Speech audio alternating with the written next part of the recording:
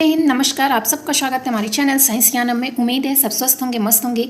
आज हम UP TET में साइंस के जो प्रश्न पूछे गए हैं उनको हम करने वाले हैं। तो चैनल पर नए हैं, चैनल को सब्सक्राइब कर लीजिए, वीडियो को लास्ट तक देखिए ज़रूर, क्योंकि इससे आपको समझ आ जाएगा कि किस प्रकार से प्रश्न पूछे गए हैं। ठीक है। और हम 2011 से 2022 तक जो भी प्रश्न पूछे गए हैं, चाहे साइंस के हैं, हिंदी के हैं, सीडीपी के हैं, उनको हम करने वाले हैं। तो आपको भी अगर करना है तो चैनल से जुड़ जाइए, और जो भी टॉपिक रह गया है उस टॉपिक को करते हुए उसके एमसीक्यू को हम करने वाले हैं। तो देखते हैं पहला प्रश्न पूछा गया है, 1 मीटर स्क्वायर क्षेत्रफल पर अभिलंब रूप में कार्य करने वाला 1 न्यूटन बल के लिए दाब। क्या पूछा गया है? दाब क्या होता है? दाब का मात्रक पहले पूछिए, पास्कल। पास्कल में आपको देना है, तो इससे आप बता सकते हैं ऑप्शन बी आपको लगाना है। तो दाब के लिए क्या होता है? दाब का होता है फोर्स बटे एरिया। क्या होता है? फोर्स बटे एरिया। फोर्स यानी बल कितना है? 1 न्यूटन। कितना है? 1 न्यूटन। एरिया यानी क्षेत्रफल कितना है? इसको आप या पापा नहीं भी कर सकते हैं। ठीक है। तो एरिया क्षेत्रफल कितना? 1 मीटर स्क्वायर। तो 1 से 1 निकल गया, क्या बता? 1 पास्कल। तो ऑप्शन आपका बी सही है। ठीक है। अगले प्रश्न को देखिए। अगला प्रश्न है, 1 जूल में कितने अर्घ होते हैं? क्या पूछा गया है? 1 जूल में कितने अर्घ होते हैं? जूल किसका मात्रक है? जूल ऊर्जा का एसआई मात्रक है। क्या है? जूल ऊर्जा का एसआई मात्रक है। यहाँ पर आपसे पूछा जाए अगर 1 सेकेंड कि ऊर्जा का एसआई मात्रक क्या है, तो ऊर्जा का एसआई मात्रक अगर पूछा जाए तो क्या है? जूल है। ठीक है। अगर आपसे सीजीएस मात्रक पूछा जाए तो क्या है? अर्घ है। क्या है? अर्घ है। सीजीएस मात्रक क्या है? अर्घ है। किसका? ऊर्जा का।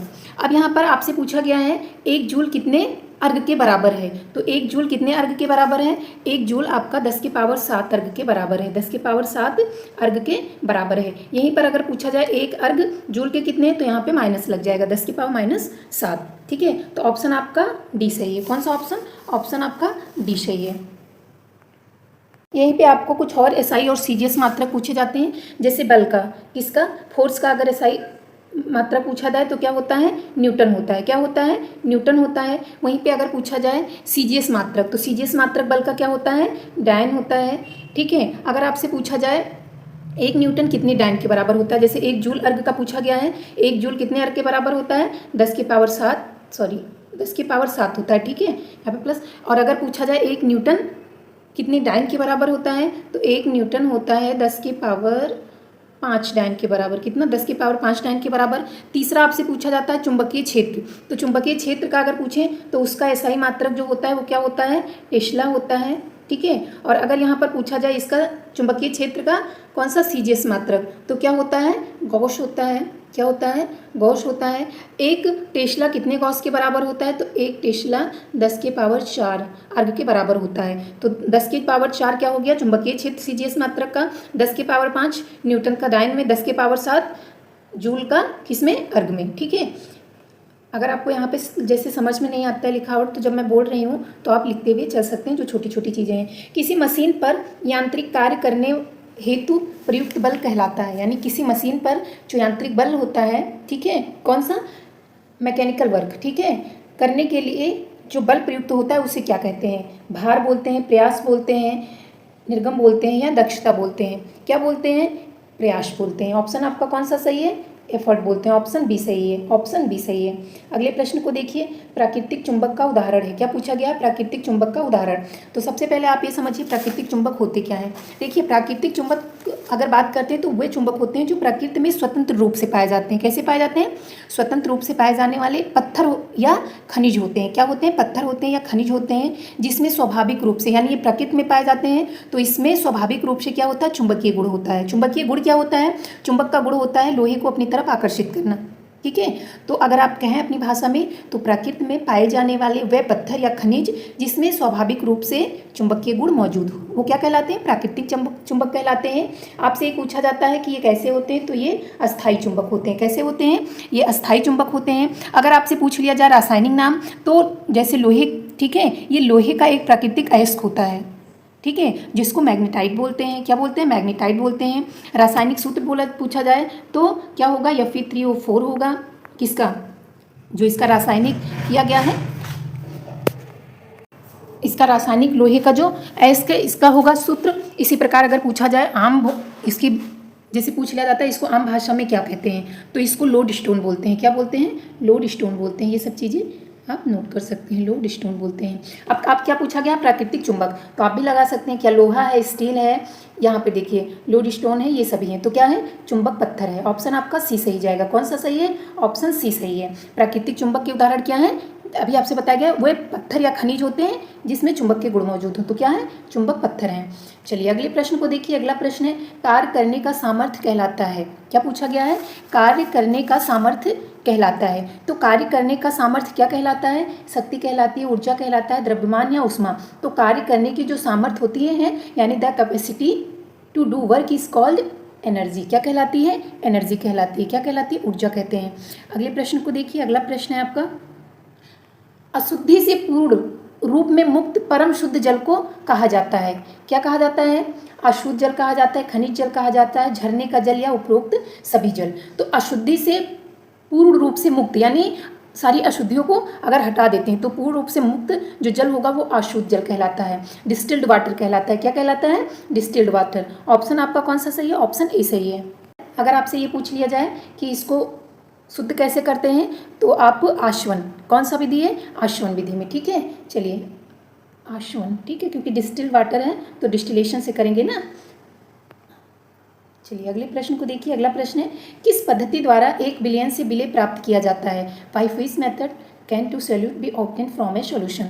तो किस विधि से क्या करते हैं, विलयन से विलय प्राप्त करते हैं, अवसादन, निस्यंदन, आश्वन या वाष्प। तो वाष्प विधि के द्वारा हम कर सकते हैं, जैसे विलय और विलयन। चीनी है, आप कलर का कर लीजिए, कलर का कोई विलयन अगर करते हैं, ठीक है, और कहीं भी पानी में रख दे, धूप में रख देते हैं इस विलयन को, ठीक है, यानी इस सोल्यूशन को अगर आप रख देते हैं तो जो पानी है ये भाप बनकर उड़ जाएगा और जो क्या है विलय है वो आपको कलर मिल जाएगा। जैसे नमक अगर प्राप्त करना है, नमक का विलयन है, ठीक है, तो इसमें तो क्या किस विधि से कर सकते हैं, वाष्प विधि से कर सकते हैं। तो हमारा अगला प्रश्न है, किस पद्धति द्वारा 1 बिलियन से विलय प्राप्त किया जा सकता है। आपको बताना है कौन सा मेथड है जिससे हम सॉल्यूट को किससे सोल्यूशन से प्राप्त कर सकते हैं, अवसादन विधि से, निस्यंदन से, अवश्वन से या इवापोरेशन से यानी वाष्प विधि से। तो किस विधि से, अगर विलयन है कोई भी, जैसे आपको कलर लेना है, ठीक है, कलर से लेना है तो आपको कलर प्राप्त करना है, तो इसके सॉल्यूशन को आप धूप में रख सकते हैं या गर्म कर सकते हैं, तो ये जो भाप बन के उड़ जाएगा पानी और आपको कलर मिल जाएगा। इसी प्रकार नमक अगर प्राप्त करना है, नमक का घोल है, सॉल्यूशन है, तो इसको भी आप रख सकते हैं, तो क्या होगा, जो पानी है ये भाप बनकर उड़ जाएगा और आप प्राप्त कर सकते हैं। तो ऑप्शन आपका कौन सा सही है, ऑप्शन डी सही है। अगले प्रश्न को देखिए, जल जनित रोग क्या कहलाते हैं, which is a water borne disease, क्या कहलाएगा, डिप्थीरिया है, टिटनस है, हेपेटाइटिस है या मलेरिया है, इनमें से कौन सा जल जनित रोग है। तो जो जल से फैलने वाली बीमारी है वो कौन सी है, वो हेपेटाइटिस है। कौन सी है, हेपेटाइटिस। ऑप्शन आपका सी सही जाएगा। इससे कौन सा अंग प्रभावित होता है अगर आपसे पूछा जाए तो लीवर होता है। कौन सा होता है, लीवर होता है, जिसको यकृत बोलते हैं। क्या बोलते हैं, यकृत बोलते हैं। अगले प्रश्न को देखिए, क्वार्टर्स के अवयव हैं सिलिकॉन तथा ऑक्सीजन। ऑप्शन आपका ए सही है, सिलिकॉन तथा ऑक्सीजन है। क्या है, सिलिकॉन तथा ऑक्सीजन है। इसका रासायनिक सूत्र है SiO2, सिलिकॉन ऑक्सीजन, ठीक है। अगले प्रश्न को देखिए। अगला प्रश्न है, किसके जलने से सबसे अधिक वायु प्रदूषण होता है। किसके जलने से, कोयले के जलने से, CNG के जलने से, LPG के जलने से या हाइड्रोजन के जलने से अधिक वायु प्रदूषण होता है। क्या पूछा गया है, अधिक वायु प्रदूषण किसके जलने से होता है, तो अधिक वायु प्रदूषण कोयले के जलने से होता है। किसके जलने से, कोयले के जलने से। ऑप्शन आपका ए सही है, ठीक है। ये क्या करते हैं, पर्यावरण में सबसे अधिक कार्बन डाइऑक्साइड और हाइड्रोकार्बन मुक्त करते हैं, कार्बन डाइऑक्साइड और हाइड्रोकार्बन मुक्त करते हैं। अगले प्रश्न को देखिए, फूल का चमकीला तथा आकर्षक अंश कहलाता है।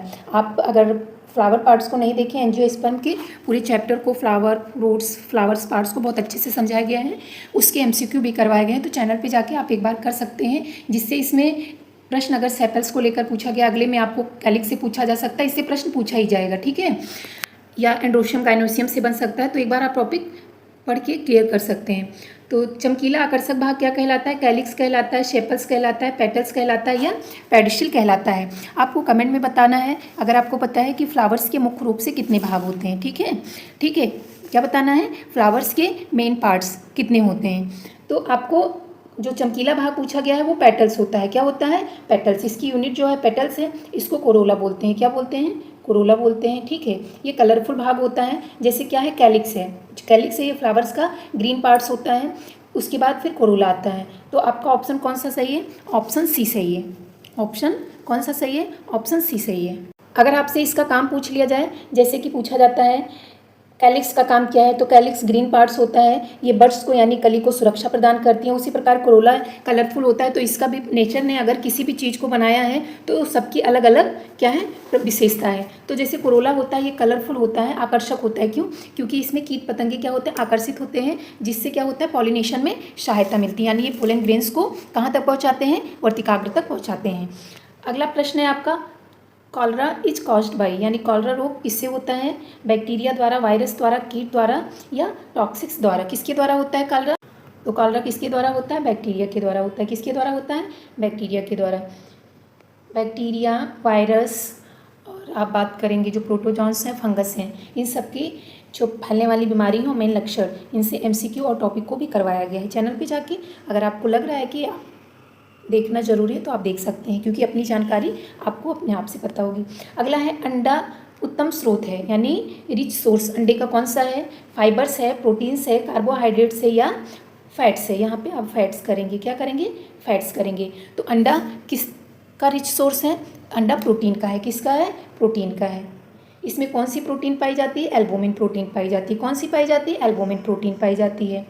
पौधे के किस भाग से जूट तंतु प्राप्त होता है? रेसे फाइबर, इससे भी टॉपिक को भी बहुत अच्छे से करवाया गया है और इससे बनने वाले लगभग 50 एमसीक्यू करवाया गया है। जैसे जूट से पूछा जाता है, कपास से पूछा जाता है, रेसे के उत्पादन से सेरीकल्चर या रेशम के कीट से पूछा जाता है, ऊन के लिए भी पूछा जाता है। तो जो भी जहाँ से, जैसे आपको कमेंट में बताना है कि कोयर क्या है, आपको क्या बताना है? कोयर क्या है। इस प्रकार से ये इसी चैप्टर से है, तो इससे प्रश्न पूछे जाते हैं। तो आपको बताना है कि जो जूट के तंतु से किससे प्राप्त होते हैं? स्टेम से प्राप्त होते हैं। किससे प्राप्त होता है?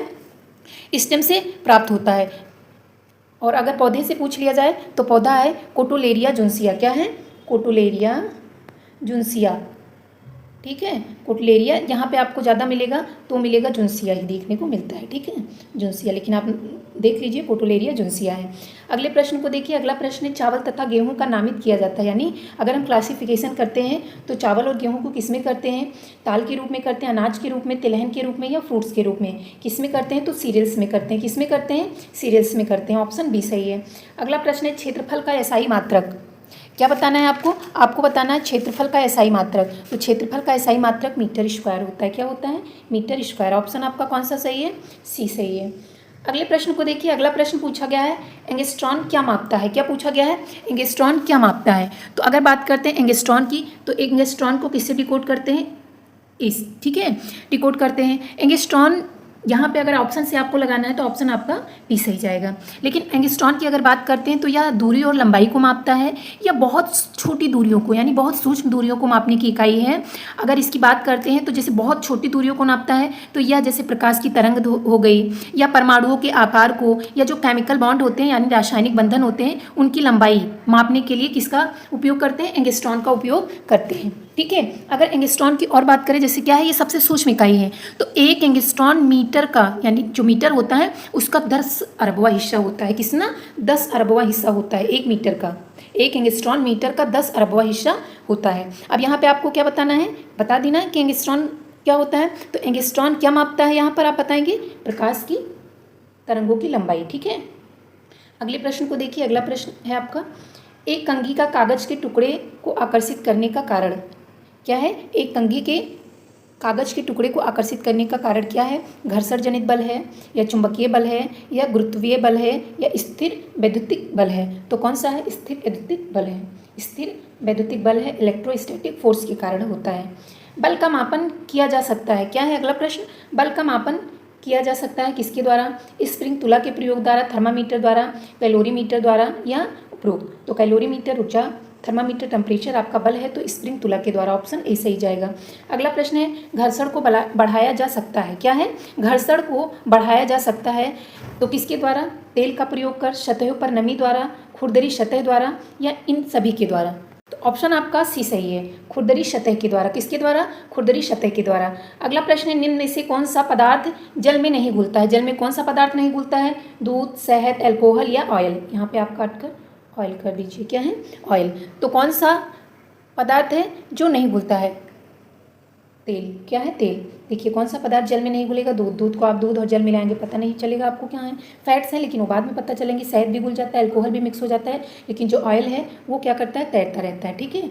अगला प्रश्न है, निम्न में से व्युत्क्रम परिवर्तन कौन सा नहीं है? क्या है? व्युत्क्रम परिवर्तन पूछा गया है, यानी रिवर्सिबल चेंज पूछा गया है। जल से भाप, लोहे का पिघलना, केरोसिन का जलना, भाप का संघनन। इनमें से आपको बताना है रिवर्सिबल चेंज कौन सा नहीं है। क्या है? रिवर्सिबल चेंज कौन सा नहीं है। तो अगर कोई चीज़ जल जाती है तो क्या इसे हम दोबारा परिवर्तित कर सकते हैं? नहीं कर सकते हैं। तो इसमें आपका ऑप्शन सी सही जाएगा, केरोसिन का जलना। जैसे किसी चीज़ का जलना, देखिए जो चीज़ें क्या होती हैं रिवर्सिबल नहीं होती हैं वो रासायनिक परिवर्तन में आता है। क्या होता है? रासायनिक। लेकिन जो यानी जो इरिवर्सिबल होती हैं वो रासायनिक परिवर्तन में होती हैं, जो रिवर्सिबल होती हैं वो भौतिक परिवर्तन में आती हैं। ठीक है। तो आपका अगर यहाँ पर ये पूछा जाए कि रासायनिक परिवर्तन किस में हो रहा है तो केरोसिन का जलना ही है। अगले प्रश्न को देखिए। अगला प्रश्न है, निम्न में से किस पदार्थ के अणुओं में एक ही प्रकार के परमाणु होते हैं? ऑक्सीजन। एक सेकेंड। निम्न में से किस पदार्थ के अणुओं में एक ही प्रकार के परमाणु रहते हैं? ऑक्सीजन O2, जल H2O, carbon dioxide CO2, sulphur oxide. ठीक है। अब इसमें आप बताइए किस में एक है? तो ऑक्सीजन में। ऑक्सीजन में है ना एक ही। तो ऑप्शन आपका कौन सा सही जाएगा? ए सही जाएगा। अगले प्रश्न को देखिए। अगला प्रश्न जो आपसे पूछा गया, अगला प्रश्न है, निम्न में से कौन सी मिश्र धातु है? क्या पूछा गया है? मिश्र धातु पूछा गया है। मिश्र धातु टॉपिक भी बहुत पहले पढ़ाए जा चुके हैं। अगर आपको देखना है तो एक बार जाकर देख सकते हैं, नहीं आप कहीं से भी पढ़ सकते हैं। मिश्र धातु से प्रश्न हर परीक्षा में पूछे जाते हैं। तो मिश्र धातु, लोहा, लोहे की मिश्र धातु कौन कौन सी है? लोहे की स्टेनलेस स्टील है। क्या है? Stainless steel. आप लिख सकते हैं स्टेनलेस स्टील किस किस से है? आयरन है, क्रोमियम है, निकल है और कार्बन है। ये स्टेनलेस स्टील हो गई। लोहे की दूसरी मिश्र धातु स्टील है, जिसे इस्पात बोलते हैं। इस्पात भी ध्यान रखिएगा क्योंकि कंफ्यूज हो सकते हैं। तो आयरन और कार्बन। ठीक है। दूसरा आपका आता है, हाँ तो यहाँ पर क्या पूछा गया है? निम्न में से कौन सी मिश्र धातु है? तो ये जो लोहा के लिए, सोना के लिए, तांबा के लिए, ऑप्शन आपका सी सही है। स्टेनलेस स्टील ये किसकी मिश्र धातु है? स्टेनलेस स्टील लोहे की मिश्र धातु है। इसके बाद तांबे की देख लीजिए। तांबे की मिश्र धातु कांसा है, बार बार पूछा जाता है। कांसा किसका है? कापर और टीन का। कापर और टीन का। कांसे को ब्रॉन्ज बोलते हैं। क्या बोलते हैं? ब्रॉन्ज बोलते हैं। उसके बाद आप जर्मन सिल्वर, जर्मन सिल्वर आप लिख लीजिए क्योंकि ये बहुत है जिसमें लिखा है जर्मन सिल्वर। लिखा तो सिल्वर है कहा जाता है सिल्वर, लेकिन इसमें सिल्वर नहीं होता है। ठीक है। ये किसका है? कापर, जिंक और निकिल का। कापर, जिंक और निकिल का क्या है? जर्मन सिल्वर है। तीसरा स्टेनलेस स्टील। स्टेनलेस स्टील में क्या है? कापर और सिल्वर। ठीक है। ये आपका किसका हो गया? तांबे की मिश्र धातु। ऑप्शन आपका सी सही है। चलिए अगले प्रश्न को देखते हैं। अगला प्रश्न है, पौधे जो अपना खाद्य बना सकते हैं कहलाते हैं, यानी पौधे जो अपना भोजन बना सकते हैं क्या कहलाते हैं? भोजन, फूड। ठीक है। ऑटोट्रॉफ्स, हेटरोट्रॉफ्स, सेप्रोफाइट्स या पैरासाइट। तो जो पौधे अपना भोजन स्वयं से बनाते हैं वो क्या कहलाते हैं? वो ऑटोट्रॉफ्स कहलाते हैं, स्वपोषी कहलाते हैं। क्या कहलाते हैं? ऑटोट्रॉफ्स, स्वपोषी कहलाते हैं। ये प्रकाश संश्लेषण करते हैं और उसमें अपना भोजन बनाते हैं। पौधे में भोजन। अगला हमारा जो MCQ आने वाला है ये टॉपिक है नाइट्रोजन फिक्सेशन। ठीक है, इसी के बाद आएगा। तो इसमें कौन कौन से टॉपिक के प्रश्नों को लिया जाएगा? शॉर्ट वीडियो के माध्यम से पौधों में पोषण किस प्रकार से होता है, फोटोसिंथेसिस, ये सब दिखा दी हूँ। अब हम इनसे बनने वाले MCQ में किस किस चैप्टर से, जैसे पौधों में पोषण हो गया, ठीक है, और माइक्रोन्यूट्रिएंट्स प्लांट्स के पूछे जाते हैं वो होगा, और नाइट्रोजन फिक्सेशन। इससे बनने वाले लगभग 50 प्रश्नों को इन 3 चैप्टर से जो भी पूछे गए उनको किया जाएगा। हेट्रोट्रॉप्स जो कैसे होते हैं? हेट्रोट्रॉप्स के अंतर्गत ये पैरासाइट्स और सेप्रोफाइट आते हैं। सेप्रोफाइट ये इन्हें मृत जीवी बोलते हैं, जो मरी चाहे पत्तियां हों या छोटे मोटे कीड़े मकोड़े हों या बड़े जीव, उनसे ही अपना भोजन बनाते हैं। जो पैरासाइट होते हैं ये परजीवी होते हैं। ठीक है। एक सहजीवी होता है, सहजीवी होते हैं जिसमें 2 जीव होते हैं, वो एक दूसरे को नुकसान नहीं पहुंचाते हैं, वो एक दूसरे का सहयोग करके अपना अपना भोजन लेते हैं। जैसे किसी के पास किस चीज़ की कमी है तो दूसरे के पास उस चीज़ की कमी को पूर्ति करते हैं और ये एक दूसरे का सहयोग करके अपना भोजन लेते हैं। तो पैरासाइट और सहजीवी में ये है। पैरासाइट जो होते हैं वो दूसरे पर जिससे भोजन लेते हैं उनको नुकसान पहुंचाते हैं। ठीक है, यानी उन्हीं को अपना भोजन बनाते हैं। अगला प्रश्न है, फल, फूल तथा बीज धारण करने वाले पौधे कहलाते हैं, यानी जिसमें फल भी हो, फूल भी हो और बीज भी हो, तो क्या कहलाते हैं? एंजियोस्पर्म कहलाते हैं। क्या कहलाते हैं? एंजियोस्पर्म। जिम्नोस्पर्म को नेट सीड बोलते हैं। क्या बोलते हैं? नेट सीड बोलते हैं। फर्न आपका टेरिडोफाइट है, उसके बाद क्रिप्टोगैमस में आपका एल्गी आ जाता है। अगले प्रश्न को देखिए। अगला प्रश्न आपका है, अगले प्रश्न को देखिए। अगला प्रश्न है, इनमें से दो बीजपत्री कौन है? यानी आपको बताना डाइकॉट्स प्लांट्स, घास है, आम है, मक्का है, या ये सभी हैं। तो डाइकॉट्स क्या है? मैंगो है। डाइकॉट्स में क्या, जो इनके कॉटिलिडॉन्स होते हैं, यानी ठीक है, यानी जो इनके बीजपत्र होते हैं जिनसे सीड्स बनती हैं, तो ये कैसे होते हैं? दो होते हैं। ठीक है, जैसे आम के बीज को आप कभी देखिए तो दो निकल जाते हैं, सरसों का लीजिए दो निकल जाएंगे, कोई भी लेग्यूम्स मतलब जो दलहनी है उसमें लीजिए तो ये डाइकॉट्स होते हैं। मोनोकॉट्स में जो कॉटिलिडॉन्स होते हैं वो सिंगल होते हैं, जैसे कि घास मोनोकॉट्स है, ठीक है, और ये मक्का भी मोनोकॉट्स है। यहाँ पे ऑप्शन आपका भी सही जाएगा। आपसे पूछा जा सकता है कि डाइकॉट्स में पत्तियाँ कैसी होती हैं, तो ये कैसी होती हैं, ये लीव्स दोनों बता दिया गया है, आप पैरेलल, ठीक है। आपको कमेंट में बताना है कि डाइकॉट्स, क्योंकि पढ़ा चुकी हूँ तो आपको बताना है कि डाइकॉट्स जो प्लांट्स होते हैं उसमें लीव्स किस प्रकार की पाई जाती है। अगला प्रश्न देखिए, एक कोशिकीय प्राणियों को वर्गीकृत किया जाता है। क्या पूछा गया है? जो एक कोशिकीय प्राणी है उनको किस में वर्गीकृत किया गया? आर्थ्रोपोड्स में, मैमल्स में, प्रोटोजॉन्स में, या मोलस्का में? ऑप्शन आपका सी सही है। क्लासिफिकेशन बहुत अच्छे से पढ़ाया गया है, चाहे प्लांट्स का हो या एनिमल का। आपको एक बार जाके चैनल पे देखना चाहिए। अगला प्रश्न है, केले के पौधे की जड़ कैसी होती है? केले के पौधे की जड़ कैसी होती है? क्लैम्पिंग रूट्स होती है, प्रॉप रूट्स होती है, रिस्पायरेटरी रूट्स होती है, एडवेंटिटियस रूट्स होती है। यानी आरोही होती है, अस्तंभ मूल होते हैं, या श्वसन मूल होते हैं, या अपस्थनिक मूल होते हैं। तो जो केला है, केले की अब हम बात कर लेते हैं। तो जो केला है, अगर केले आपको पूछा जाए तो केला कैसा फ्रूट्स है? ये पार्थिनोकार्पिक फ्रूट्स है। कैसा है? ये पार्थिनोकार्पिक फ्रूट्स हैं, यानी ये ऐसे फ्रूट्स हैं, इन्हें अनिषेक फ्रूट्स भी बोलते हैं। बिना निषेचन के बनने वाला ये फल है, ठीक है। कैसा है? बिना निषेचन के बनने वाला फ्रूट्स है, इन्हें पार्थिनोकार्पिक बोलते हैं। ये कैसे होते हैं? मोनोकॉट्स होते हैं। क्या होते हैं? मोनोकॉट्स होते हैं, यानी इसमें रूट्स कैसी पाई जाएंगी? एडवेंटिटियस पाई जाएंगी। अब यहाँ से आपसे अगर पूछ लिया जाए कि कौन सी? डाइकॉट्स में, तो डाइकॉट्स में टैप रूट्स पाई जाती हैं। कैसी पाई जाती हैं? टैप रूट्स पाई जाती हैं। इतने महत्वपूर्ण प्रश्न थे जो परीक्षा में पूछे गए हैं 2011 के, ठीक है। ये सारे प्रश्न पूछे गए, कैसी लगी है कमेंट जरूर करिएगा। कमेंट के माध्यम से फीडबैक मिलता है। अगर वीडियो अच्छी लगी तो लाइक कर, चैनल को सब्सक्राइब कर लीजिए। जो भी भाई बहन तैयारी कर रहे हैं उन तक ये शेयर करिए। फ्री में आपको सारे PYQ करने को मिलेंगे, टॉपिक भी अच्छे से समझने को मिलेगा। अगर कोई भी दिक्कत ऐसी आती है कि समझ में नहीं आते तो आप कमेंट करिएगा, 100% सुधारने की कोशिश की जाएगी। एक छोटी सी शुरुआत में चैनल को सब्सक्राइब कर सपोर्ट कीजिए। जय हिंद। मिलते हैं अगली वीडियो में एक नए टॉपिक के साथ। जय भारत।